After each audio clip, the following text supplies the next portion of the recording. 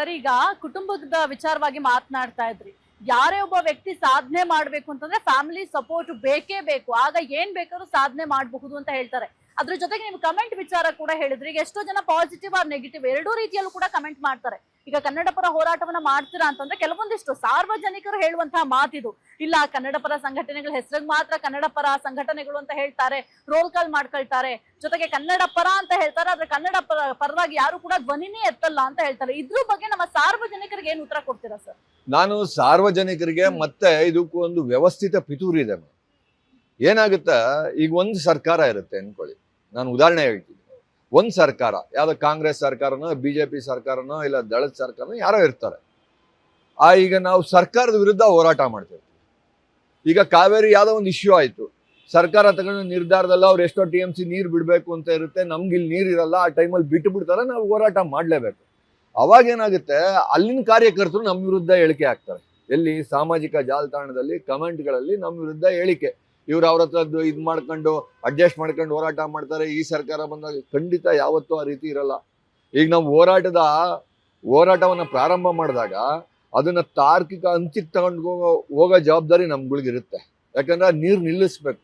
ಈಗೆಲ್ಲ ಪಕ್ಕದ ರಾಜ್ಯಕ್ಕೆ ನೀರು ಬಿಡ್ತಾ ಇರ್ತಾರೆ, ನಮಗೆ ನೀರಿರಲ್ಲ, ಆ ನೀರನ್ನ ತಡಿಬೇಕು ನಾವು. ಅದಕ್ಕೆ ಹೋರಾಟ ಮಾಡ್ತಾ ಇರ್ತೀವಿ.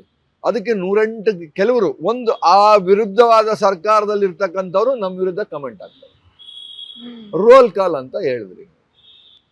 ಕನ್ನಡದ ಹೋರಾಟ ಮಾಡಕ್ಕೆ, ಭಾಷೆ ವಿಚಾರ ಹೋರಾಟ ಮಾಡಕ್ಕೆ, ಗಡಿ ವಿಚಾರ ಹೋರಾಟ ಮಾಡಕ್ಕೆ, ನೀರಿನ ವಿಚಾರ ಹೋರಾಟ ಮಾಡಕ್ಕೆ ಯಾರು ರೋಲ್ ಕಾಲ್ ಕೊಡ್ತಾರೆ? ಯಾರು ಕೊಡ್ತಾರೆ ಹೇಳಿ?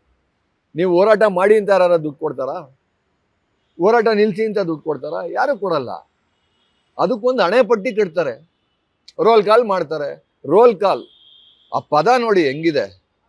ನಾವು ಕಾಸು ಇಸ್ಕೊಬೇಕು ಏನಕ್ಕಾದ್ರೂ, ಅದಕ್ಕೆ ಆ ಪದ ಬಳಸ್ತಾರೆ. ನಾವು ಕನ್ನಡದ ಹೋರಾಟಗಾರರು ಏನು ಕಾರ್ಯಕ್ರಮ ಒಂದು ಮಾಡ್ತೀವಿ, ಅವಾಗ ದೇಣಿಗೆ ಕೇಳ್ತೀವಿ. ಯಾರು ದೇಣಿಗೆ ಕೇಳಲ್ಲ?